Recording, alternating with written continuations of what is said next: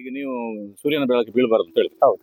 ಈಗ ನಾಳೆ ಹೊರಗೆ ತಗೊಂಡು ಹೋಗ್ತಾನಪ್ಪ ಗಿಡ, ಹೌದು. ಆಗ ನೇರ ಸೂರ್ಯನ ಬೆಳಕು ಬೀಳ್ತಲ್ಲ, ಆಗೇನಾಗುತ್ತೆ? ಕಾಳು ಮೆಣಸಿಗೆ ಹ್ಮ್. ಫಸಲ್ ಬೇಕಾ, ಹ್ಮ್. ಬಿಸಿಲು ಬೇಕು. ಹ್ಮ್. ಆ ಕೀಟಗಳು ಈ ಕೆಲವೊಂದು ವೇವ್ಲೆಂತ್ಗೆ ಆಕರ್ಷಣೆಗೊಳಗಾಗಿರುತ್ತೆ. ಹಾ. ಈ ಹಳದಿ ಒಂದು ಬೇರೆ ವೇವ್ಲೆಂತ್ ಪ್ರೊಡ್ಯೂಸ್ ಮಾಡುತ್ತೆ. ಹಾ. ಹಳದಿ ನೋಡ್ಬೇಕಾದ್ರೆ ಬೇರೆ ವೇವ್ಲೆಂತ್ ಬೇಕು. ಹ್ಮ್. ಅಲ್ಲಿಗೆ ಆ ಕೀಟ ಬರುತ್ತೆ. ಕಾಳುಮೆಣಸು ಗಿಡವನ್ನು 5-6 ವಿಧಾನದಲ್ಲಿ ಮಾಡ್ತಾರೆ. ಅದರಲ್ಲಿ ಅತ್ಯಂತ ಶ್ರೇಷ್ಠವಾಗಿರುವಂತದ್ದು ಮತ್ತು ಸೈಂಟಿಸ್ಟ್ಗಳು ರೆಫರ್ ಮಾಡಿರುವಂತದ್ದು, ರೋಗ ಕಡಿಮೆಯಾಗಿ ಬರುವಂತ ಒಂದು ಮೆಥಡ್ ಯಾವುದು ಅಂತ ಹೇಳಿದ್ರೆ ಸರ್ಪಂಟ್. 12 ಎಂಟ್ಲಿ ಸಾಧಾರಣ ಎಷ್ಟಾಯ್ತು? 72. ಹ್ಮ್. ಎಷ್ಟು 8 ಆ ಲೆವೆಲ್ಗೆ ಬರುತ್ತೆ. ಮ್ಯಾಥ್ಸ್ ಈಗ ತುಂಬಾ ವೀಕ್ ಆಗಿದೆ. ಇರ್ಲಿ. ಮ್ಯಾಕ್ಸ್ ವೀಕ್ ತೊಂದ್ರೆ ಇಲ್ಲ, ಗಿಡ ಮರದಲ್ಲಿ ನೀವು ಎಕ್ಸ್ಪರ್ಟ್ ನೀವು. ಇದಾಗದೆ ಕಾಳುಮೆಣಸು ಜಾಸ್ತಿ ಆಗ್ಲಿಕ್ಕೆ ಸಾಧ್ಯ ಇಲ್ಲ. ಹ್ಮ್. ಆದ್ರಿಂದ ವೇಣುಗೋಪಾಲ್ ಸರ್ ಯಾರಾದ್ರೂ ನರ್ಸರಿ ಮಾಡುವವರಿದ್ದಾರೆ, ಹ್ಮ್. ಅವರ ಸ್ವಂತ ಖರ್ಚಲ್ಲಿ ಬಸ್ಸಲ್ಲಿ ಬಂದು ನೋಡಿ ನಮ್ಗೆ ಗೈಡ್ ಮಾಡ್ತಾರೆ. ನಾವು ತಪ್ಪು ಮಾಡಿದ್ರೆ ಸರಿ ಮಾಡ್ತಾರೆ. ಆದ್ರೆ ನಂಗೆ ಆಶ್ಚರ್ಯ ಆಗಿದ್ದು ಆ ಜೀವಾಮೃತ ಯಾಕೆ ಬೇಕು ಅಂತ. ಯಾಕಂದ್ರೆ ಎಲ್ಲರೂ ರಾಸಾಯನಿಕ ಬಗ್ಗೆ ಮಾತಾಡ್ತಾರಲ್ಲ, ನೀವ್ ಯಾಕೆ ಜೀವಾಮೃತ ಬಗ್ಗೆ ಮಾತಾಡ್ತೀರಾ? ಜೀವಾಮೃತ ಅದು ಗೊಬ್ಬರ, ಹಾ. It's bunch by microbes. ಓ. ನೀವು ಗೊಬ್ಬರ ಅಂತ ತಿಳ್ಕೊಂಡ್ರೆ ತಪ್ಪು.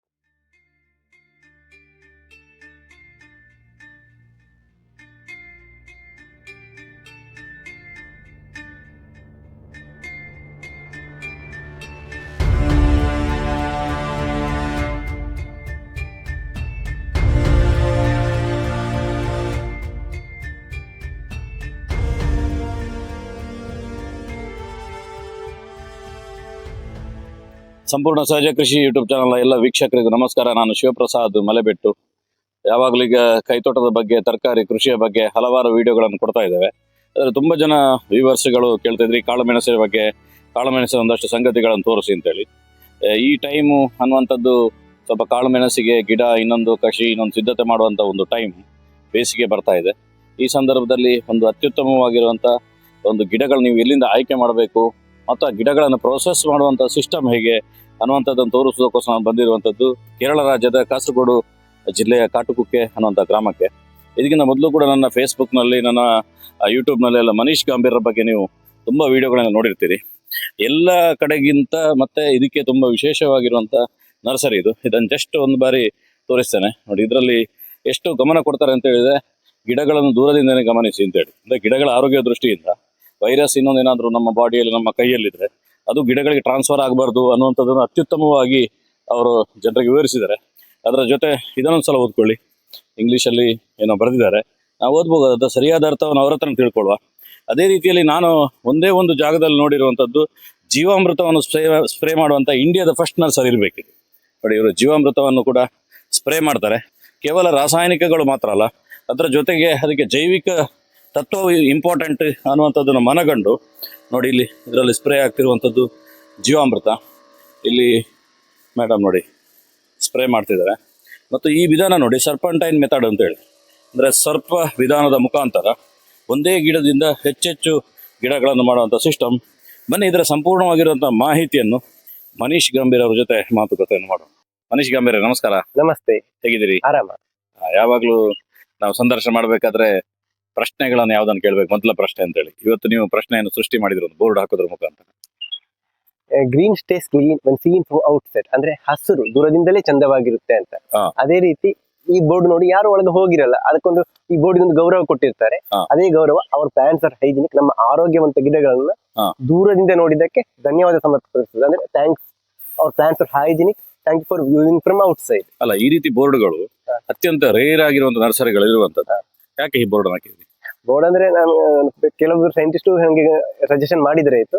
ಅಂದ್ರೆ ಕುಬಣೂರೇ ಅಂತ ನಮ್ಮ ಹಿತೈಷಿಗಳು, ಅವರು ಹೇಳಿದ್ರೆ ಆಯ್ತು ನೀನು ಇದೊಂದು ಈ ತರ ಒಂದು ಬೋರ್ಡ್ ಹಾಕ್ಲೇಬೇಕು ಅಂತ. ನಾನು ಮತ್ತು ನನ್ನ ಅಕ್ಕ ಸೇರಿ ಇದನ್ನ ಡಿಸೈನ್ ಮಾಡಿದ್ದೆ.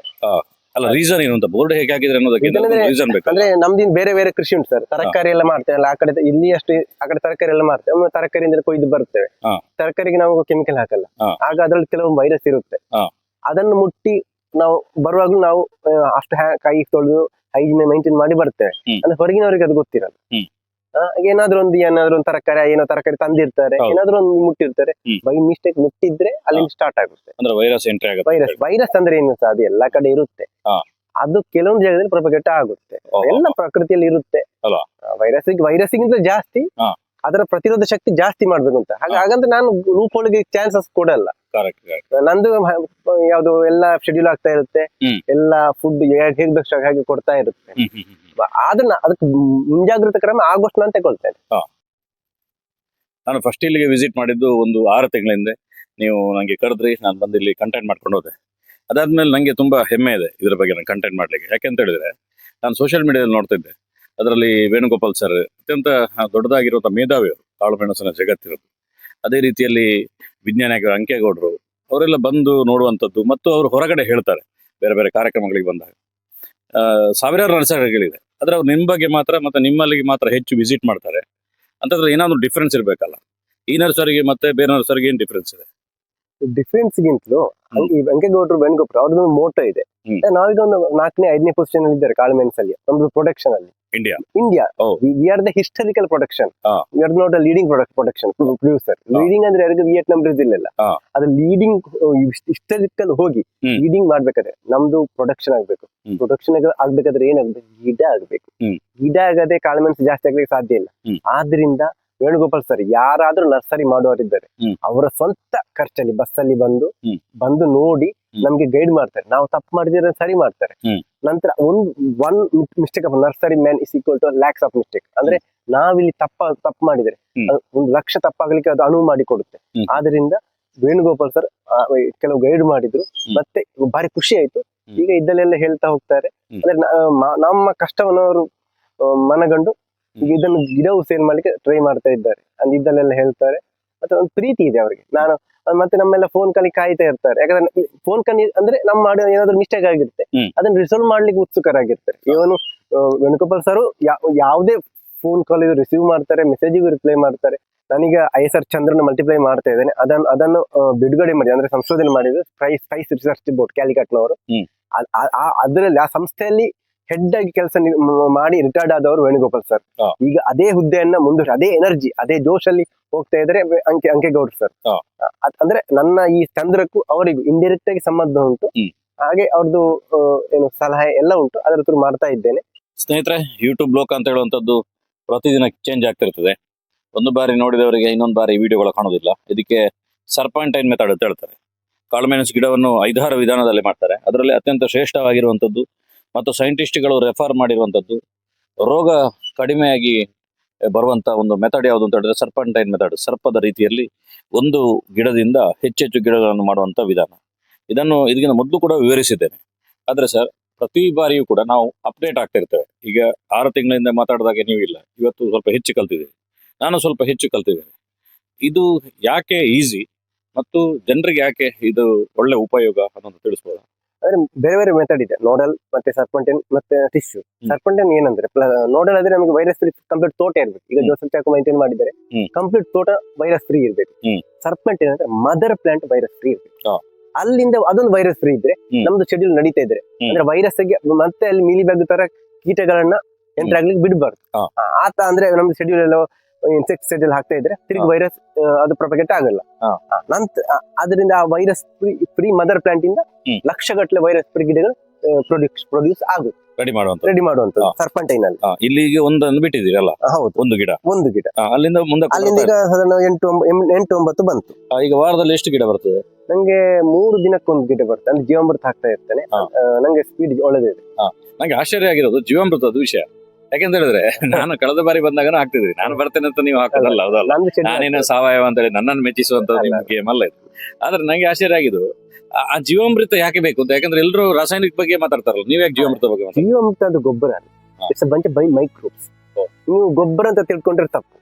ಜೀವಾಮೃತ ಇದ್ದು ಹಾಕಿದ್ರೆ ಎಲ್ಲ ಆಗುತ್ತೆ, ಅದು ಆತರ ಇಲ್ಲ. ಮೈಕ್ರೋಬ್ಸ್ ಅದು ನಮ್ಮ ಈ ಸೂಕ್ಷ್ಮ ಜೀವಾಣುಗಳ ಕೆಲಸವನ್ನು ವೃದ್ಧಿಸುತ್ತೆ. ಅಂದ್ರೆ ನಮ್ಮ ಫ್ರೀ ಓಪನ್ ಲ್ಯಾಂಡ್ ಅಲ್ಲಿ ಹಾಕಿದ್ರೆ 15 ಅಡಿಯಿಂದ ಎರೆಹುಳ ಬರುತ್ತೆ. ಅದೇ ನ್ಯೂಟ್ರಿಯೆಂಟ್ ಪ್ರೊಡ್ಯೂಸ್ ಮಾಡುತ್ತೆ.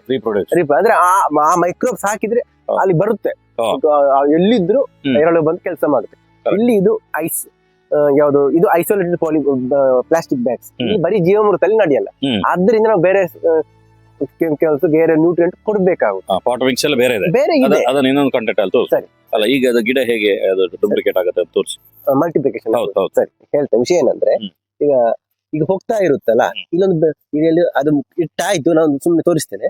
ಇಲ್ಲೊಂದು ಬಿಳಿ ಬೇರು ಬರುತ್ತೆ, ಇದ್ರ ಕೆಳಗೆ ಒಂದು ಬಿಳಿ ಇಲ್ಲ, ಅದೇ ಎಲ್ಲ ನಾವು ಅಂದ್ರೆ ಇಟ್ಟಾಗಿದೆ, ಬಿಳಿ ಬೇರು ಬರುತ್ತೆ. ಬಿಳಿ ಬೇರು ಬಂದಾಗ ಇದ್ರ ಹಿಂದಿನಿಂದ ಅಂದ್ರೆ ಆಲ್ರೆಡಿ ತೋರಿಸಿದ್ದೇನೆ, ಯಾಕಂದ್ರೆ ನರ್ಸರಿ ಅವರು ತಪ್ಪು ಮಾಡೋದು ಬೇಡ ಅಂದ್ರೆ ಆ ದೃಷ್ಟಿ. ಇನ್ನೊಮ್ಮೆ ಈ ನರ್ಸರಿ ತಪ್ಪು ಮಾಡೋದು ಅದರ ಅರ್ಥ ಏನು? ಯಾಕಂದ್ರೆ ನರ್ಸರಿ ನಿಮ್ಗೆ ಬೇರೆಯವ್ರು ಆಗ್ಬೇಕಾ? ಅಲ್ಲ, ನಂಗೆಲ್ಲ ವೇಣುಗೋಪಾಲ್ ಸರ್ ಡ್ರೀಮ್ ಇದು. ನನ್ನಂತ ನರ್ಸರಿ ನಿಮ್ಗೆ ಅಲ್ವಾ? ಆಗಲ್ಲ, ನನ್ನಂತ 100 ಜನ ಬಂದ್ರು ಏನು ಇದೆ, ಯಾಕಂದ್ರೆ ನಂಗೆ ಆಗಲ್ಲ. ಯಾಕಂದ್ರೆ ನನ್ನನ್ನು ಬೆಳೆಸ್ತಾ ಇರೋದು ಜೋಸೆಫ್ ಚಾಕೋ, ಅವರೇ 2.5 ಲಕ್ಷ ನರ್ಸರಿ ಮಾಡ್ತಾ ಇದ್ದಾರೆ. ಇಲ್ಲ ನನ್ನನ್ನು ಯಾಕೆ ಅವರೆಲ್ಲ ಬೆಳೆಸ್ತಾರೆ? ಅವ್ರಿಗೆ ಗೊತ್ತು, ಅವರಿಗೆ 10 ವರ್ಷದ ಎಕ್ಸ್ಪೀರಿಯನ್ಸ್ ಉಂಟು. ನಡಿಯಲ್ಲಿ ನಾವು ಕಾಂಪಿಟೇಷನ್ ನಮ್ಮ ಒಳಗೆ, ಅರ್ಥ ಆಯ್ತಾ? ನಾವು ಚೆನ್ನಾಗಿ ಗಿಡ ಮಾಡದಿದ್ರೆ ಗಿಡ ಕೊಡ್ಲಿ ಕಾಂಪಿಟೇಷನ್, ನಾವು ಚೆನ್ನಾಗಿ ಗಿಡ ಕೊಡದಿದ್ರೆ ನಮ್ಗೆ ನಾವೇ ಶತ್ರು. ನಾವು ಕೊಡ್ತಾ ಇದ್ದೇವ, ಮತ್ತೆ ಯಾರು ಇನ್ನೊಬ್ಬ ಒಳ್ಳೆ ಗಿಡ ಕೊಡುವ ಅವ್ರ ಶತ್ರು ಅಲ್ಲ, ಅವನ ಗಿಡನು ಹೋಗುತ್ತೆ, ನಮ್ ಗಿಡನು ಹೋಗುತ್ತೆ. ನನ್ನ ನಂತರ ಎಷ್ಟೋ ಸರ್ಪಂಟೇನ್ ಮಾಡೋದು ನಾನು ಹೇಳಿಕೊಟ್ಟಿದ್ದೇನೆ, ಯಾಕಂದ್ರೆ ಆಗಲ್ಲ. ಈಗ ಈ ವೈಟ್ ಬೇರಿಗೆ ಈಗ ಸಿಕ್ಕಿಸ್ತೇನೆ, ಇದು ಪೂರ್ತಿ ಮೂವ್ ಆಗ್ಲಿಕ್ಕೆ ಎಷ್ಟು ದಿನ ಬೇಕು? ಈಗ ಈ ವೈಟ್ ಬೇರ್ ಸಿಕ್ಕಿಸ್ತೇವಲ್ಲ, ಇನ್ನೊಂದು ಗಂಟು ಬಂತು, ಈಗ ಒಂದು ಗಂಟು ಬಂತ, ನೆಕ್ಸ್ಟ್ ಇನ್ನೊಂದು ಗಂಟು ಬರ್ಲಿಕ್ಕೆ ನನ್ನ ಈ ನರ್ಸರಿಯಲ್ಲಿ 3 ದಿವಸ 3 ದಿನ ಬಂದಾಗುತ್ತೆ. 3 ದಿವಸದಲ್ಲಿ ಇನ್ನೊಂದು ಗಂಟು ಬರುತ್ತೆ ನಂಗೆ. 3ರಿಂದ ನಿಜವಾಗಿ ಹೇಳಿದ್ರೆ as per statistics recommended 60 to 65 ಅಂದ್ರೆ ಡಿವೈಡ್ ಮಾಡಿ, ಅಂದ್ರೆ ವರ್ಷಕ್ಕೆ 60. ನಾರ್ಮಲ್ ನಮ್ಮ ವಾರ್ಮ್ ಹ್ಯೂಮಿಡ್ ಕ್ಲೈಮೇಟ್ ಅಲ್ಲದ ಪ್ರದೇಶಗಳಲ್ಲಿ 40ರಿಂದ 50 ಅಷ್ಟೇ. ಆದ್ರೆ ನಂದು 3 ಅಂತ ಲೆಕ್ಕ ಹಾಕಿ, 3 ಆದ್ರೆ ಸಾಧಾರಣ 3ರಿಂದ ಬೇಡ 4 ಅಂತ ಲೆಕ್ಕ ಹಾಕಿ, 4 ಆದ್ರೆ ತಿಂಗಳಿಗೆ ಸಾಧಾರಣ 30/4 ತುಂಬಾ 6ರಿಂದ 7 ಬರುತ್ತೆ. 7 ನಂಗೆ 8 ಬಂದದ್ದು ಉಂಟು. ನಂಗೆ ವರ್ಷಕ್ಕೆ 12 ಎಂಟ್ಲಿ ಸಾಧಾರಣ ಎಷ್ಟಾಯ್ತು? 72 ಎಷ್ಟು 8 ಆ ಲೆವೆಲ್ಗೆ ಬರುತ್ತೆ. ಮ್ಯಾಥ್ಸ್ ಈಗ ತುಂಬಾ ವೀಕ್ ಆಗಿದೆ, ಇರ್ಲಿ. ಮ್ಯಾಥ್ಸ್ ವೀಕ್ ತೊಂದ್ರೆ ಇಲ್ಲ, ಗಿಡ ಮಾಡೋದ್ರಲ್ಲಿ ನೀವು ಎಕ್ಸ್ಪರ್ಟ್ ನೀವು ಅಲ್ಲ. ಗಣಿತದಲ್ಲಿ ಪಾಠ ಪುಸ್ತಕದಲ್ಲಿ ಏನ್ ಬರ್ದಿದ್ರೆ ಅನ್ನೋದಕ್ಕಿಂತ ಕೂಡ ಇಲ್ಲೇ ಆಟ ಆಡ್ತಿರೋದು ಇಂಪಾರ್ಟೆಂಟ್. ಹೌದು. ಈಗ ಇದನ್ನ ತೆಗಿಬೇಕಾದ್ರೆ, ಈಗ ನೀವು ಎಂಡ್ ಅಲ್ಲಿ ಬ್ಯಾಕ್ ಅಲ್ಲಿ ಇದನ್ನ ತೆಗಿಬೇಕು, ಕರೆಕ್ಟಾ? ತೆಗಿಬೇಕಾದ್ರೆ ಎಷ್ಟು ದಿನ ಬೇಕು, ಎಷ್ಟು ಮುಂದಕ್ಕೆ ಹೋಗ್ಬೇಕು? ಅಲ್ಲ, ಏನ್ ಗೊತ್ತಾ, ಫಸ್ಟ್ ಇಟ್ಟದಕ್ಕೆ ಬೇರು ಕಡಿಮೆ ಬಂದಿರುತ್ತೆ, ಹಿಂದೆ ಉಂಟಲ್ಲ ಅದಕ್ಕೆ ಬೇರೆ ಜಾಸ್ತಿ ಸ್ಟ್ರಾಂಗ್ ಬಂದಿರುತ್ತೆ. ನೀವು ನೋಡ್ಬೋದು, ಈಗ ನೋಡಿ, ಇಲ್ಲಿ ನೋಡಿ ಸರ್, ಇಲ್ಲಿ ನೋಡಿ ನನಗೆ ಬೇರೆ ಬಂದಿದೆ ಸರ್, ನೋಡಿ ಬೇರೆ ಬಂದಿದೆ, ಅಂದ್ರೆ ಇಲ್ಲಿ ರೆಡಿ ಆಗಿದೆ. ಎಲ್ಲದ್ರಲ್ಲಿ ಹಿಂದೆ ಬೇರೆ ಬಂದಿದೆ, ಬೇರೆ ಬಂದಿದೆ ಅರ್ಥ ಎಂತ? ಇದನ್ನ ತೆಗಿಬಹುದು. ಆಗ ಇಲ್ಲಿಂದ ಒಂದು ಕಟ್ ಮಾಡುದು, ಇದನ್ನ ಕಟ್ ಮಾಡುದು, ಅಲ್ಲಿ ಬೇರೆ ಬಂದಿರಲ್ಲ, ಅದು ಕಟ್ ಮಾಡಿ ತೆಗ್ದಿಟ್ಟು ಹೋಗ ನೋಡುವ. ಈಗ ದಿನ ಕಟ್ ಮಾಡ್ತೀರಾ? ದಿನ ಇಲ್ಲ, ಅದೇ ನಾನು ಹಿಂದಿಂದ ಕಟ್ ಮಾಡಿ ಇಡ್ತಾ ಇರೋದು. ಅಂದ್ರೆ ವಾರದಲ್ಲಿ 1-2 ಬಾರಿ 2-3 ಕಟ್ ಮಾಡಿ ಹಿಂದೆ ಎಳಿತೇವೆ ನಾವು. ನಿನ್ನೆ ಮೊನ್ನೆ ಕಟ್ ಮಾಡಿ ತೋರಿಸಿ ಒಂದ್ಸಲ. ನಿನ್ನೆ ಮಾಡಿ ಕಟ್ ಮಾಡಿದ್ದು ಏನು ಬಂದಿರಲ್ಲ, ಏನು ಚಿಗುರು ಬಂದಿಲ್ಲ, ಏನ್ ಬಂದಿರಲ್ಲ, ಬೇರೆ ಉಂಟು ಚಿಗುರು ಬಂದಿರಲ್ಲ. ಬೇರೆ ಅಡಿಗೆವರೆಗೆ ತಲುಪಿರುತ್ತಲ್ಲ. ಇನ್ನೊಂದು ಹೇಳ್ತೇನೆ, ಶ್ರೀಧರ್ ಭಟ್ ಅಂತ ಇದ್ದಾರೆ, ಅವರ ವಿಡಿಯೋ ನೋಡ್ತಾ ನಾನು ಕಲ್ತ ಸರ್ಪಂಟೇನ್. ಅವ್ರು ತಿರುಗಿ ಕೇಳ್ತಾರೆ, ಸರ್ಪಂಟೇನ್ ಅಂದ್ರೆ ಅದು ತುಂಬಾ ಸ್ಟ್ರಾಂಗ್. ನಿಮಗೆ ನೋಡಲ್ಲ ಹೇಳ್ತಾರೆ ಎಷ್ಟಿಗೆ ಕಡ್ಡಿ ಹಾಕ್ತೀರಾ ಅಂತ. ಇದು ಎಷ್ಟು ಕಡ್ಡಿ ಅಂತಲ್ಲ, ಒಂದು ಸಾಕು, ಪವರ್ಫುಲ್. ಅಂದ್ರೆ ಫಸ್ಟ್ ಬೇರಿಂದನೂ ಚಿಗುರಿಗೂ ತುಂಬಾ ಡಿಫ್ರೆನ್ಸ್ ಉಂಟು. ನಿಮ್ಗೆ ಇದು ಸರ್ಪಂಟೇನ್ ಹಾಕಿದ್ರೆ ಇಲ್ಲಿಂದ ನಂತರ ನೀವು ಮೇಲೆ ಮಣ್ಣು ಹಾಕ್ಲಿಕ್ಕೆಲ್ಲ ಯಾವ್ದಿಲ್ಲ, ಇಲ್ಲಿಂದ ಕೆಳಗೆ ಈ ತರ ಎಲ್ಲ ಕೆಳಗೆ ಹಾಕಿದ್ರೆ ಅಂದ್ರೆ ರೋಗ ಬರುತ್ತದೆ 100%. ಫೈಲೂರು ಚಾನ್ಸಸ್ ಇಲ್ಲ. ಮತ್ತೆ ಮಣ್ಣಿಗೆ ಗೊಬ್ಬರಕ್ಕಿಂತ ಆದಷ್ಟು ಸ್ಕ್ವೇರ್ ಪಿತ್ ಅಂತ ಕಂಪೋಸ್ಟ್ ಆದ ಗೊಬ್ಬರ ಹಾಕಿ, ಅದಕ್ಕೆ 19 ಅಂತ ಇದು ಮತ್ತೆ ಜೀವಾಮೃತ ತರ ಹಾಕ್ತಾ ಇರಿ. ಒಂದೇ ವರ್ಷದಲ್ಲಿ ನಿಮ್ಗೆ ರನ್ನರು ಬರುತ್ತೆ, ಒಂದೇ ವರ್ಷದಲ್ಲಿ ಗೆರೆನೂ ಬರುತ್ತೆ. ತುಂಬಾ ಸ್ಪೀಡ್ ಸರ್ಪಂಟೇನ್, ಯಾವಾಗ ತುಂಬಾ ಸ್ಪೀಡ್. ಮತ್ತೆ ಸರಿ ಶೆಡ್ಯೂಲ್ ಮಾಡ್ತಿದ್ರೆ 2ನೇ ವರ್ಷದಲ್ಲಿ ಫಸಲ್ ಬರುತ್ತೆ, ಅಂದ್ರೆ ಆಲ್ರೆಡಿ ರೆಕಮೆಂಡೆಡ್. ವಿದಿನ್ 2 year ಹೇಗೋ ಫಸಲ್ ಬರುತ್ತೆ. 3ನೇ ವರ್ಷದಲ್ಲಿ ನಿಮ್ಗೆ ಸ್ಟಡಿ ಈಲ್ಡ್ ಬಂದೇ ಬರುತ್ತೆ. ಚಂದ್ರದ ಬಗ್ಗೆ ನಾನು ಫೇಸ್ಬುಕ್ ಅಲ್ಲಿ ನೋಡಿದೆ. ಹೌದು, ಯಾವ್ದೋ ಒಂದು ಕೃಷಿ ಗ್ರೂಪ್ ನವರು ತುಂಬಾ ಅದ್ರ ಬಗ್ಗೆ ಬರ್ತಿದ್ರು. ನಾನು ಕಾಪಿ ಮಾಡ್ಕೋಬೇಕು ಅಂತ ಯೋಚನೆ ಮಾಡಿ ಆ ಕಡೆ ನೋಡಿದ್ರೊಳಗಡೆ ಮತ್ತೆ ಯಾವ್ದೋ ಫೋನ್ ಬಂತು, ಮತ್ತೆ ನೋಡುವಾಗ ಅದು ಸಿಗಲ್ಲ. ಕೆಲವರ ಫೇಸ್ಬುಕ್ ಅಲ್ಲಿ ಮತ್ತೆ ಸಿಗಲ್ಲ. ಅಂತ ಸಿಕ್ಕಿದ್ರೆ ಹುಡುಕ್ತಾನೆ. ಈಗ 1 day ಗಿಡ ಹೇಳಿದ ಇವತ್ತು ನಿನ್ನೆ ಕಟ್ ಮಾಡಿದ್ರು. ನೆಕ್ಸ್ಟ್ ಒಂದು ಇದನ್ನು ಮಾರಾಟ ಮಾಡ್ತಿರಲ್ಲ, ಅದಕ್ಕೆ ಮತ್ತೆ ಎಷ್ಟು ದಿನ ಬೇಕು? ಮಾರಾಟ ನೋಡಿ ಸರ್, ಈ ತರ ತಿರುಗಿ ಅದು ಇದಕ್ಕೊಂದು 10-15 ದಿವಸ ಆಯ್ತು.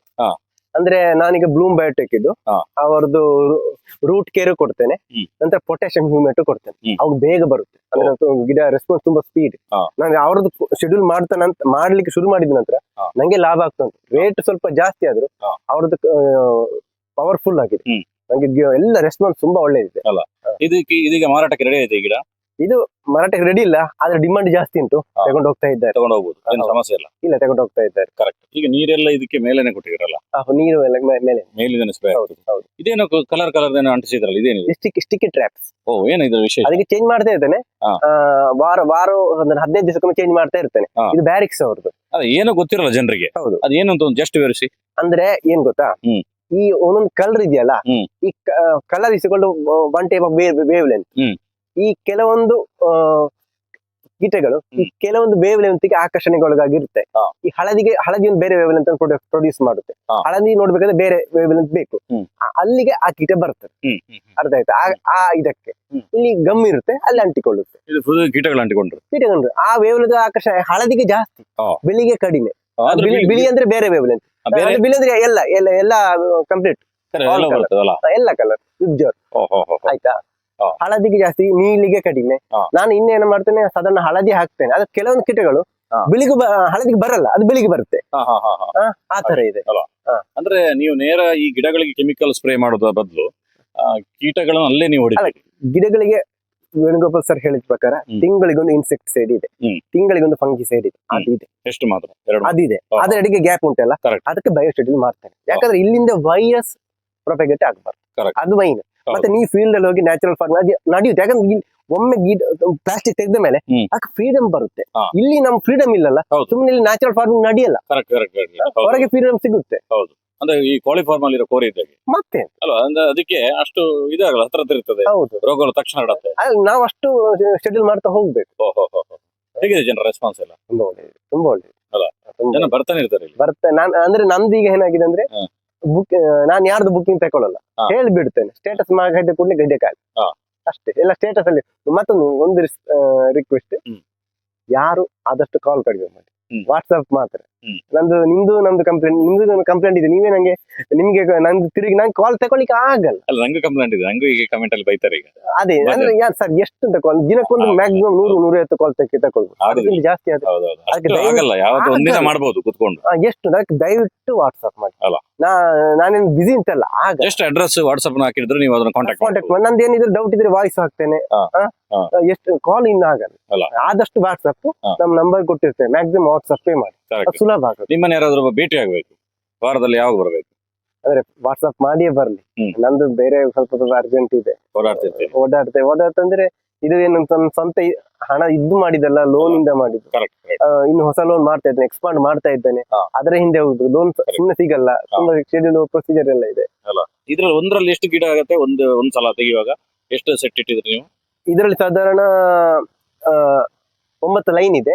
ಒಂದು ಲೈನ್ ಅಲ್ಲಿ ಒಂದು 150 ಗಿಡ ಇದೆ. 6 ಲೈನ್ ಇದೆ. 600 ಮದರ್ ಪ್ಲಾಂಟ್ ಇರ್ಬೋದು. 900 ಮದರ್ ಪ್ಲಾಂಟ್ ಇರ್ಬೋದು. ಒಂದರಲ್ಲಿ 900 ಮದರ್ ಪ್ಲಾಂಟ್. ಈಗ ನೀವು ಬಿಟೆಕ್ ಮಾಡಿ ಈ ಕ್ಷೇತ್ರಕ್ಕೆ ಬಂದ್ರಿ. ಸಾಧಾರಣ ಎಲ್ಲರೂ ಬಿಟೆಕ್ ಈ ರೀತಿ ಅತ್ಯುನ್ನತ ಎಜುಕೇಶನ್ ಮಾಡಿದ್ಮೇಲೆ ಜಾಬ್ಗೆ ಹೋಗ್ತಾರೆ, ಅಲ್ಲಿ ಕಂಫರ್ಟ್ ಝೋನ್ಗೆ ಹೋಗ್ತಾರೆ. ಇದೊಂದು ರಿಸ್ಕ್ ಅಂತ ನಿಮ್ಗೆ ಅನ್ಸಲ್ಲ ಲೈಫ್ ಅಲ್ಲಿ? ರಿಸ್ಕ್ ಅಂತಲ್ಲ, ಇದೊಂದು ಹುಚ್ಚು. ಹುಚ್ಚನ್ನು ಬಿಡ್ಲಿಕ್ಕೆ ಆಗ್ತದೆ. ಕ್ರಿಶ್ಚಿಯನ್ ನಮ್ಗೊಂದು ಅಡಿಕ್ಷನ್ ಇದ್ದಾಗೆ, ಅದು ನಮ್ಮನ್ನ ಎಲ್ಲಿ ಹೋದ್ರೆ ಹೇಳ್ಕೊಂಡು ಬರುತ್ತೆ. ಇದು ಈಗ ಎಷ್ಟು ಗಿಡ ಹಿಡಿಯುವಂತ ಪ್ರಾಜೆಕ್ಟ್? ಇದೀಗ ಇನ್ನು ಮಂತ್ಲಿ ನಂಗೆ 15,000 ಗಿಡ ಹೋಗ್ಬೇಕು. 15,000 ಭಾರಿ ಸಿಸ್ಟಮ್ಯಾಟಿಕ್ ಆಗಿ ಮಾಡಿದ್ರಲ್ಲ? ತುಂಬಾ ಎಲ್ಲ ಕಬ್ಬಿಣದಲ್ಲಿ ಆಗ್ತಾ ಉಂಟು. ಕೆಳಗಡೆ ಅಂದ್ರೆ ಇದು ಮಾಡುವಾಗ ವೇಣುಗೋಪಾಲ್ ಸರ್ ಬಂದಿದ್ರೆ ಆಯ್ತು, ಸ್ವಲ್ಪ ಕೆಳಗೆ ಆಗಿತ್ತು, ಹೈಟ್ ಕಡಿಮೆ ಆಗಿತ್ತು. ಆಗ ಹೇಳಿದ್ರು ನಿಮ್ಮಲ್ಲಿ ಬಿಸಿ ಜಾಸ್ತಿ, ಹಾಗೆ ಹೈಟ್ ಜಾಸ್ತಿ ಮಾಡಿ ಸ್ವಲ್ಪ ಖರ್ಚಾದ್ರೂ ತೊಂದರೆ ಇಲ್ಲ ಅಂತೇಳಿ ಮತ್ತೆ ಹೈಟ್ ಅವ್ರ ಪ್ರಕಾರನೇ ಮಾಡಿದೆ. ಹೈಟ್ ಜಾಸ್ತಿ ಮಾಡಿದೆ. ಮೇಲ್ಗಡೆ ಯಾವ ಶೀಟ್ ಹಾಕ್ತಿರಿ? ಇನ್ನು ಜಿನೆಗರ್ ಶೀಟ್ ರೆಕಮೆಂಡೆಡ್. ಕೆಳಗಡೆ ಸೈಡ್ಗೆ ಎಲ್ಲ ಅಂದ್ರೆ ಫಸ್ಟ್ ನಾನು ಖರ್ಚು ಜಾಸ್ತಿ ಆಗುತ್ತೆ ಸರ್. ಮೇಲ್ಗಡೆ ಜಿನೆಗರ್, ಪ್ಯಾರಲಲ್ ಆಗಿ ಶೇಡ್ ನೆಟ್, ಗ್ರೀನ್ ನೆಟ್ ಹಾಕುವಂತಿದ್ದೆ.